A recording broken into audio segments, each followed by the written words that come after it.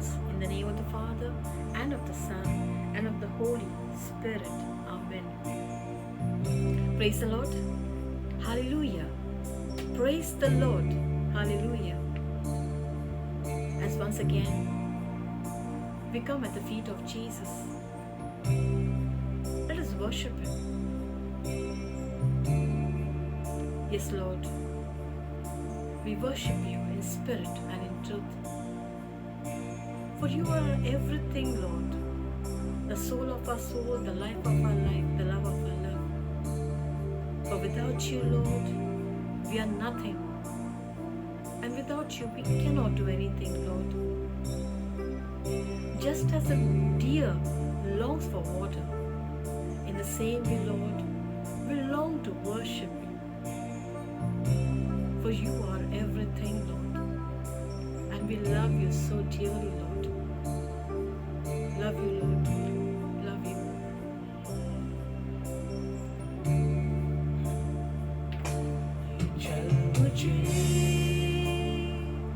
ले चल मुझे यीशु तू है जहाँ ले चल मुझे ले चल मुझे ले चल मुझे यीशु तू है जहाँ ले चल मुझे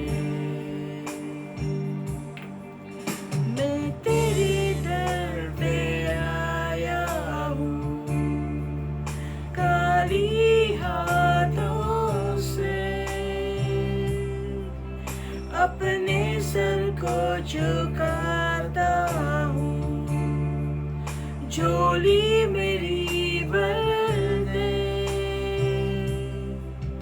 तुझे ढूंढता हुआ तुझे चाहता हुआ छोड़ आया आसमां तू यहाँ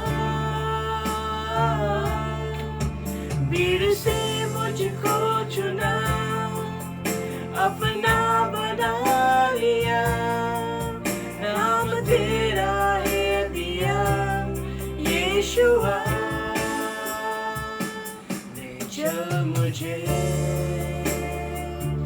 ले चल मुझे यीशु तू है जहाँ ले चल मुझे चल मुझे ले चल मुझे यीशु तू है जहाँ ले चल मुझे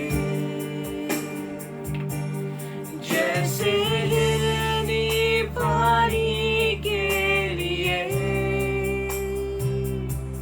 प्यासा मैं भी हूँ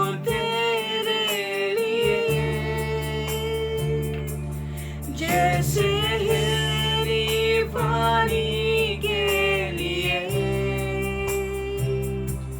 प्यासा मैं भी हूँ तेरे लिए मुझे ढूंढता हुआ मुझे चाहता हुआ छोड़ आया आसमां तू यहाँ से मुझको चुना अपना बना लिया नाम तेरा है दिया यीशुआ चल मुझे ले चल मुझे यीशु तू है जहाँ ले चल मुझे ले चल मुझे ले चल मुझे यीशु तू है जहाँ ले चल मुझे ले चल तू है जहाँ ले चल मुझे यीशु तू है जहाँ ले चल मुझे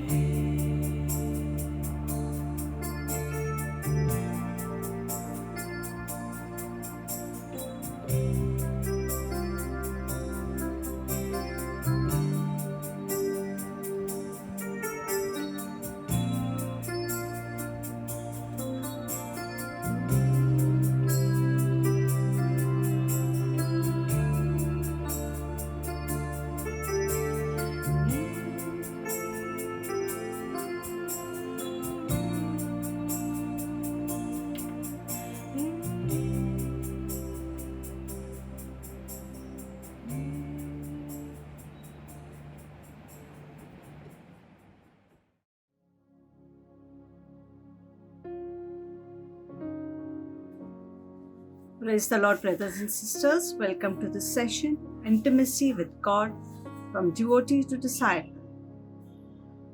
Salvation is God saving us from the sentence of death due to our sin. Intimacy with God is the next step forward. It is about the new life in Him. We have all experienced the Lord in the baptism of the Holy Spirit. And now, as we continue walking with Him, we desire something more. We crave a total assimilation of ourselves into Him.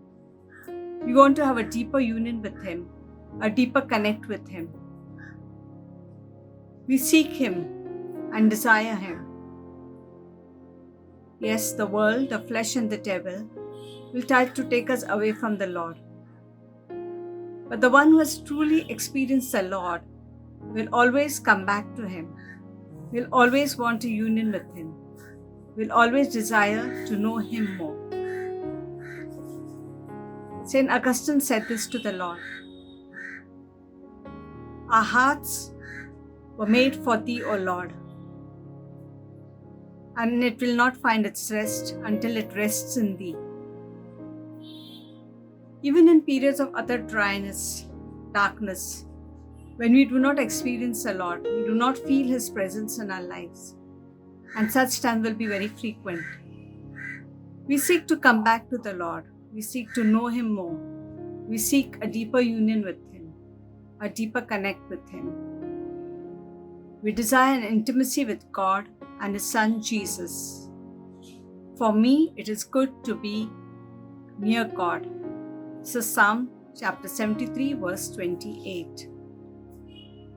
And God always wants an intimacy with us. Draw near to God and He will draw near to you. James chapter 4, verses 8. What is intimacy? It is a bonding, a total knowledge of another person. It is knowing a person totally. It is a closeness.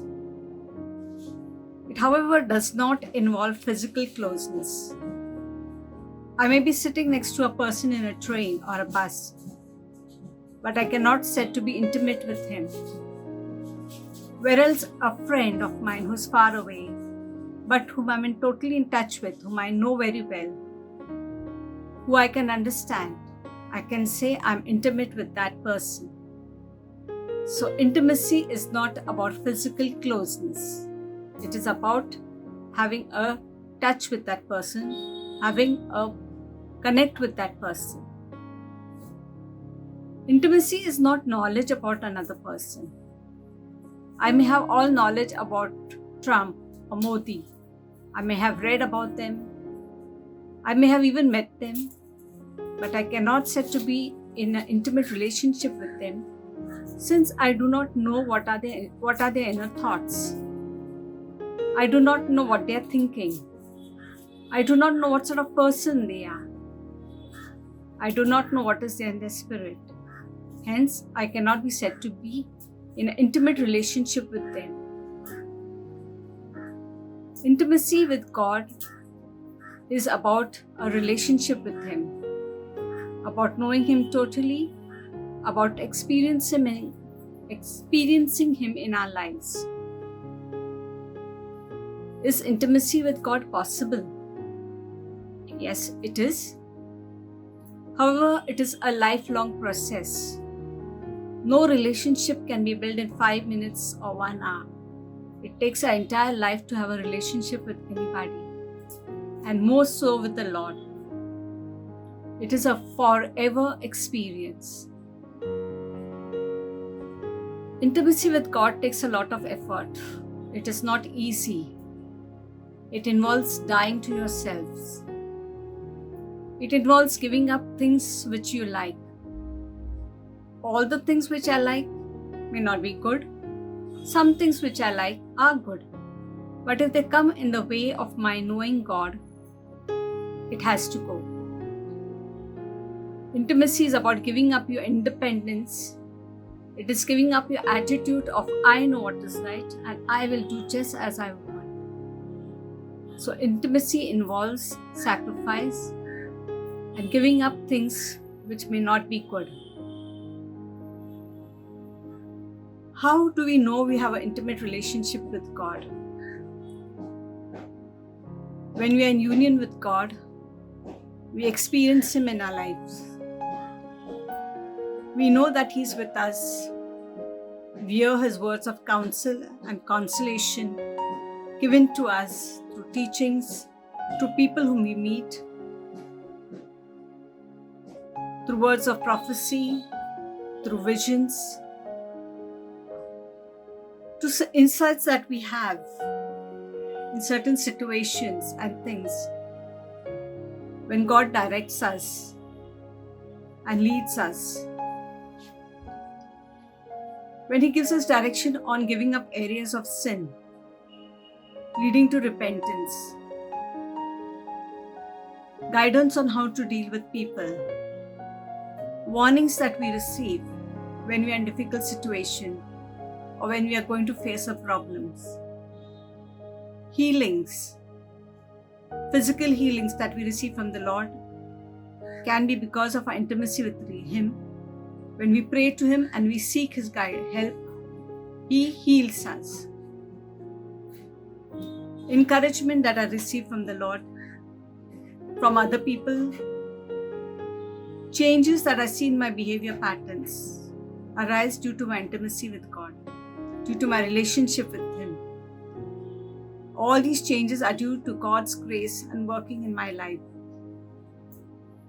The directions that I receive, that still small voice, or a thought which just comes, these should be from the Lord.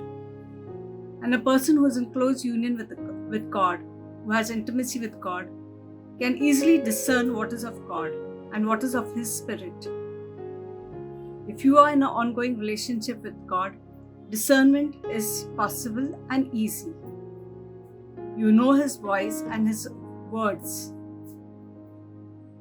Secondly, these thoughts and these messages will never be against Scripture and the teachings of the church. And most important, whatever comes from God brings peace. So the Word of God which comes to us has to bring peace in our lives and in the decisions we take. Hence, intimacy with God is possible and exists even today in our lives. We are having an intimate relationship with God. Whenever we sit in prayer, whenever we seek Him, we are having an intimate relationship with God. How to grow in intimacy with God? 1 Peter 1:15-16 says, "Be holy as your heavenly Father is holy." Leviticus 19:2 says, "You shall be holy, for I, the Lord your God, am holy." Holiness is not an option for us. It is a mandatory condition to grow in intimacy with God.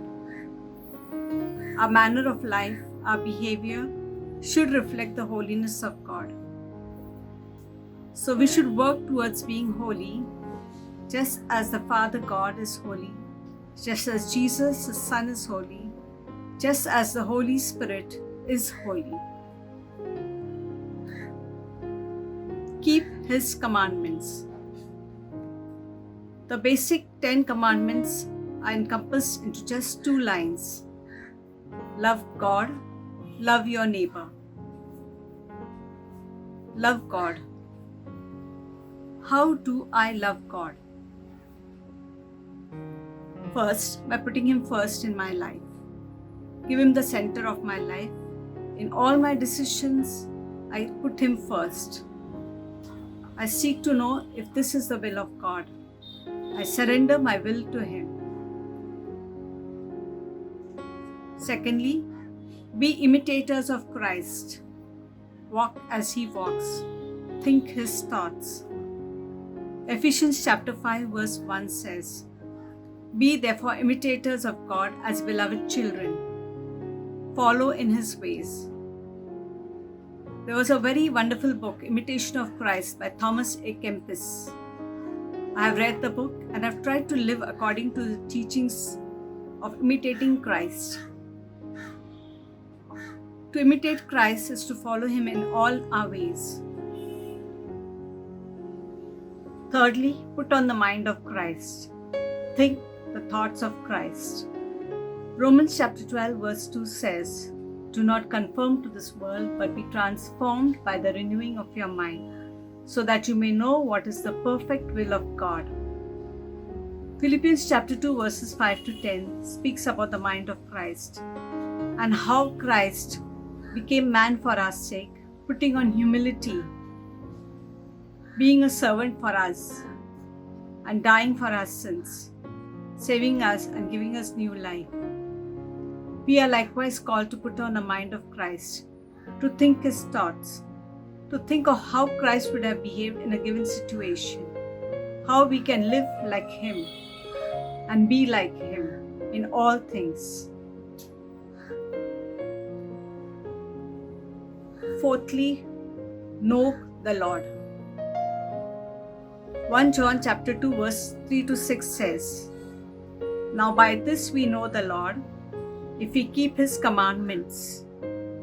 He who says, 'I know Him,' but does not keep His commandment is a liar, and the truth is not in him.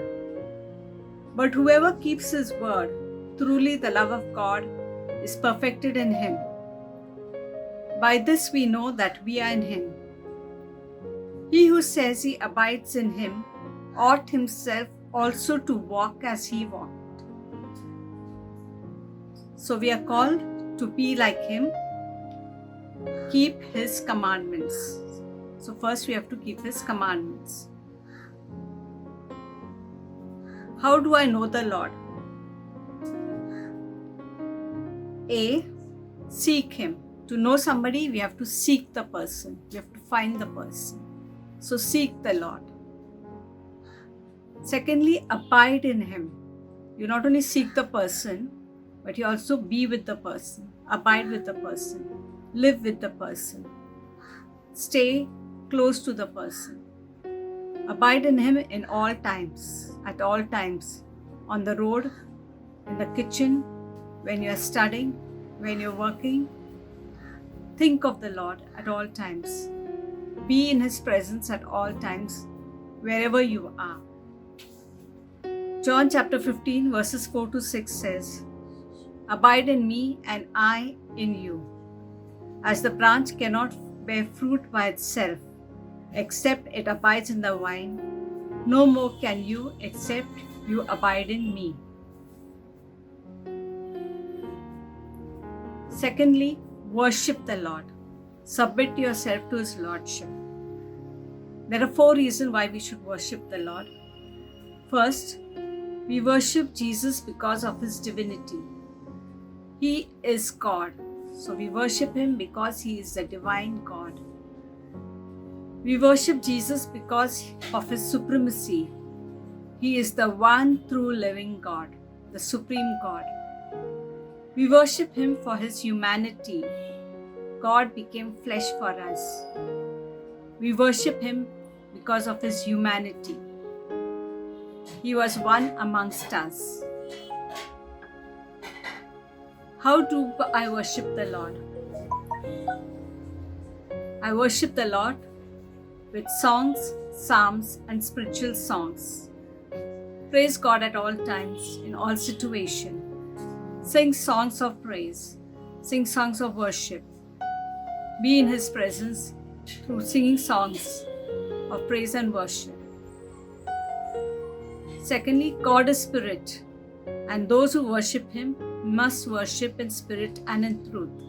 This is John chapter 4 verses 2. Our spirit should worship the Spirit of the living God. Worship Him because He is the Almighty God. Worship His Spirit, not only with our bodies, not only with our minds, not only with our words, but with our spirit, the entire being. We should worship the Lord. Thirdly, to know a person, we have to have communication with a person. I just sit by a person and don't talk to him. I don't share my thoughts with him. What sort of a relationship will I have? So to be with a person, to know a person, to have intimacy with a person, I have to communicate with a person. And communication with God, as we all know, involves prayer. Prayer of all forms, prayer of adoration, prayer of intercession, prayer of silence, just being with the Lord. Communicating with Him means talking to Him and also listening to Him. So listening is an essential part of this communication. Attend a prayer meeting or a Bible study group. Be in fellowship with other Christians so you get to know the Lord better in them. They help you to grow. So attending a prayer meeting or a fellowship session is very important to know the Lord.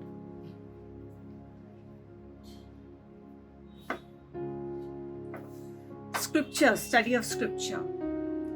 Not just read the Word of God to know His thoughts, to understand Him, but try to remember Scripture. It's very important that we remember parts of Scripture, memorize them.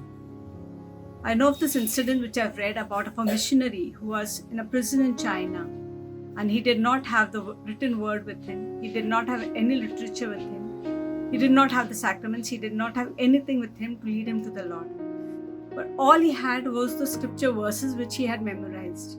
And he dwelled on those verses. He repeated them. And he found the fellowship with God through those scripture verses. So, memorize scripture verses to grow in a deeper union with God.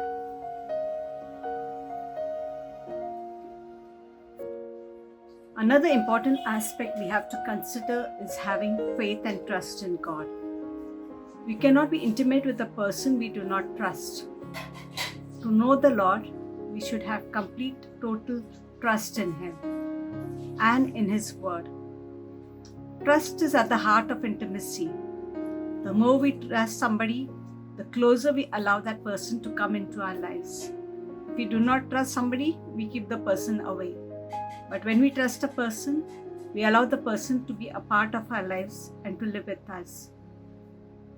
Hebrews chapter 11 verse 1 says, "Now faith is a substance of things hoped for, the evidence of things not seen."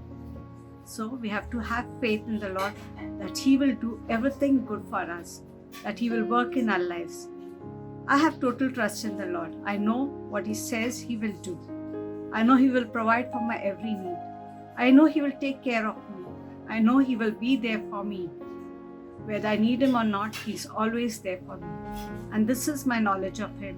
This is what I know about Him. This is what I've experienced about Him all through my walk with Him, that He is always there for me. The essence of faith is absolute reliance on God. Scripture shows us that God is intimate to those who trust in Him. The more we trust in God, the more intimately we come to know Him. Genesis chapter 15 verse 6 speaks about Abraham. Abraham believed in the Lord, and it was credited to him as righteousness. Hebrews chapter 11 gives us a list of the patriarchs and how they have lived their lives trusting in the Lord and have worked wonders for the Lord and for His kingdom. Distance from God is often due to a disruption in trust. When there's a break in trust, we are away from God. But once we trust the Lord, we have faith in Him, we are always back on track and we are closer to the Lord and we know Him better. What is disruption in trust? Sin, or something which comes and takes us away from God. So for this, we need to repent and turn back to the Lord. We seek Him and we know Him when we trust in Him. Suffering is an important aspect, important part of our life as disciples. It is essential for discipleship. We should feel privileged when we are called to suffer like the Master. We have surrendered our lives to the Lord. We trust Him completely. Yet we are called to suffer. Suffer physical problems, physical pain, illnesses, suffer due to family problems, suffer due to financial problems, because people ridicule us, call us names, spoil our name. suffer due to injustice, suffer when we are falsely accused. Just like the Master, we are also called to suffer. Suffer for Christ, suffer for His word, suffer for His name. There are various aspects to this suffering that we have to endure.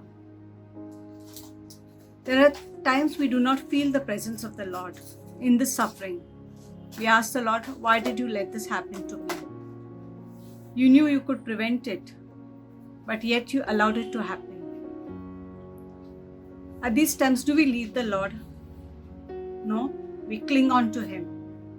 We seek to go closer to Him. We do not leave Him and say, Lord, I do not need you in my life because you have allowed me to suffer. But we seek Him more. We seek His face more. We draw closer to Him in our suffering. Testing of faith is the path to the greatest joy. James chapter 1 verses 2 to 4. How do I react when I suffer?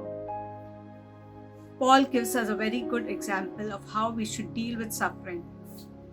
Romans chapter 5 verses 3 to 4 says, we rejoice in our suffering, knowing that suffering produces endurance. Endurance produces character. Character produces hope. And hope does not disappoint us because God's love has been poured into our hearts through the Holy Spirit who has been given to us. So when we suffer, God builds endurance into us. We endure suffering. We are persistent, persevering. As we persevere, we see that there is changes in our lives. We see surroundings change. We see ourselves changing as persons. Our character undergoes a change. We are more patient. We are more enduring. We listen to people. We pray more. So suffering produces character. It makes us more loving. Character produces hope. When we depend on the Lord, we are more hopeful for things changing for the better. We hope in the Lord, not in our circumstances, not in who's going to help us, who is there with us, but our hope is in the Lord. And hope does not disappoint us because God has died for us and has given us Himself. So we are victorious in our hope in the Lord.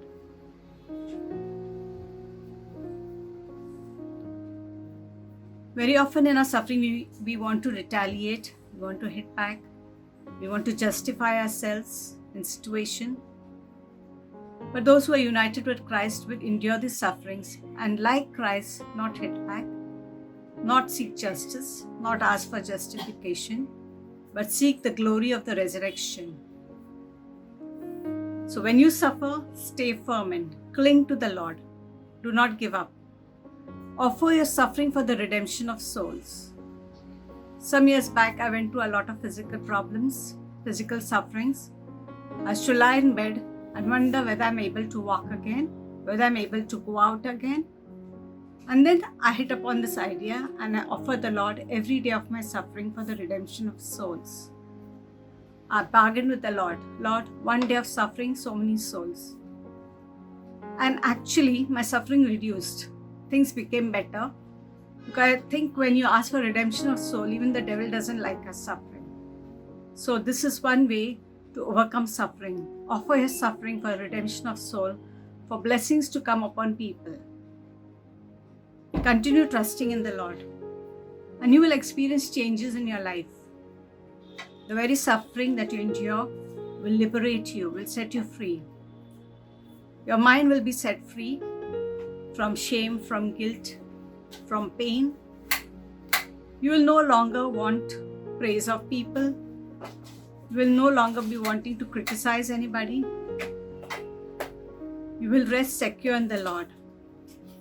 You will not want any position or authority since you now know your position in Christ.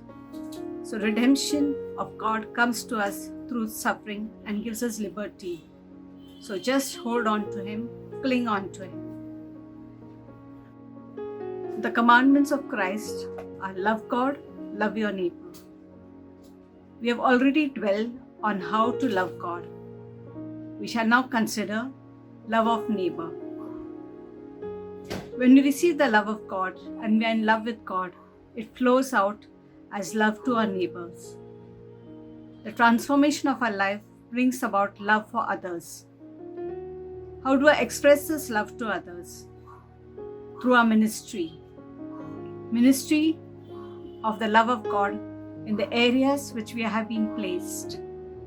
In our homes, our workplaces, our study situations, our social life, our prayer groups, and yes, into our virtual social life as well. We should love our neighbors in all aspects of our lives. Ministry leads to growth. When we give, we receive. So we have already received the love of Christ. We give it out in ministry, and in return, we receive more love, more of God in our lives. So it is a roundabout circle of giving and receiving. All ministry, be it service, praise and worship, music, teaching, intercession, or preaching, comes from God and comes from His Holy Spirit. It is a gift from God. There is no big ministry or small ministry. What is important is that ministry should come out of genuine love for God, and that should be our motivation. What I am doing is for my love for God. That is the reason why I am reaching out in ministry, not for my own position, not for who knows me, but because I love the Lord.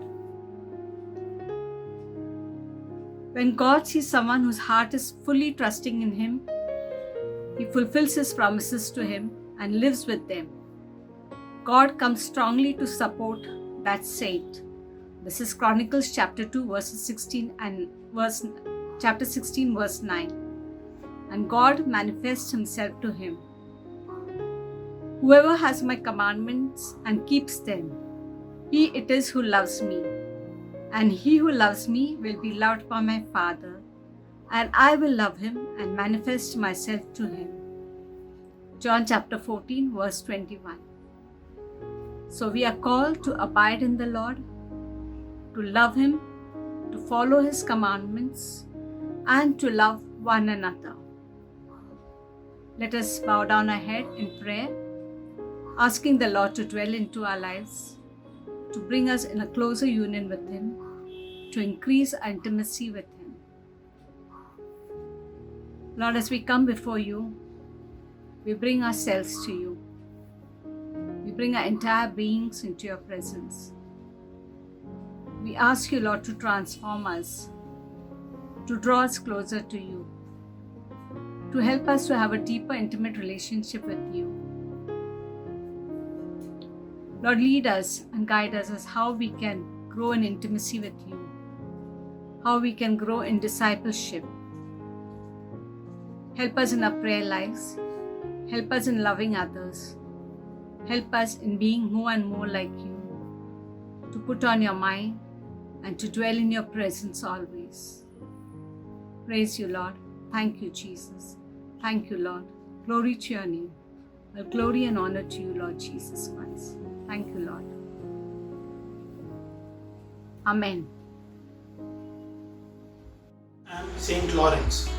If you want to grow spiritually and know more about Jesus and His teachings, please subscribe to the channel. I'm Saint Bonaventure, and if you enjoyed and learned something new, then please press the like button.